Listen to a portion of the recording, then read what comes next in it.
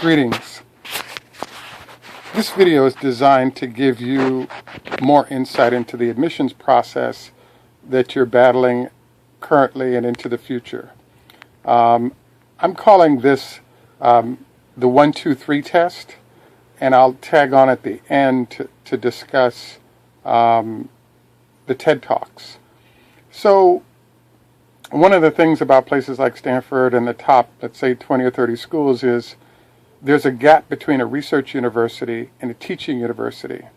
In the case of a research university, those professors, etc., have a key component of their presence being continuing to do research, whereas at teaching universities, they're often trying to introduce you to the material that the research universities have written down in books. So the learning and teaching process is completely different. And it's worth understanding this, particularly if you're thinking of targeting the top, let's say, 50 schools, which all the Ivies I've listed fit that bill. One thing that I would encourage you to try out is something that I call the 1, 2, 3 test. This comes from most of the basic courses in speed reading. So the way the process works is go to your bookshelf and grab any book you have there.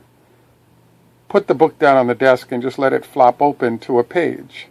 And so what I want you to do is read 2 paragraphs from any page in that book.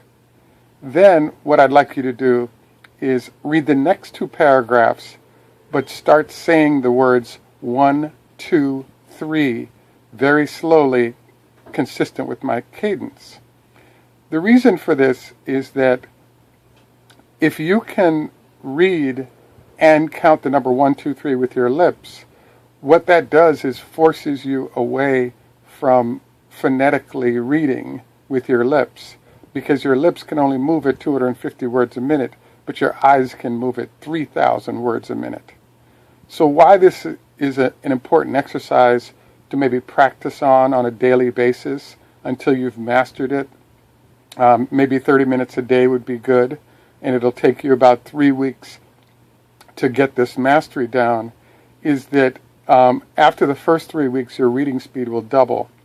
If you continue to practice, your reading speed will become 10 times what it originally was.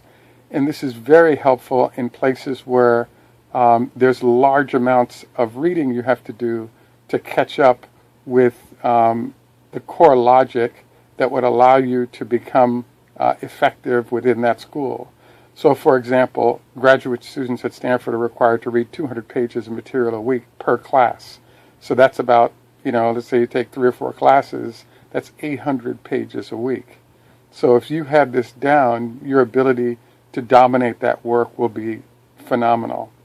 The other ending of this that I wanted to add on is to encourage you to watch the top 10 videos from a viewing standpoint, among the TED Talks. This is giving you exposure to the type of people and, how the folks cover issues that are consistent with what we want to see in students that are legitimate candidates. Good luck. Please like and comments helpful.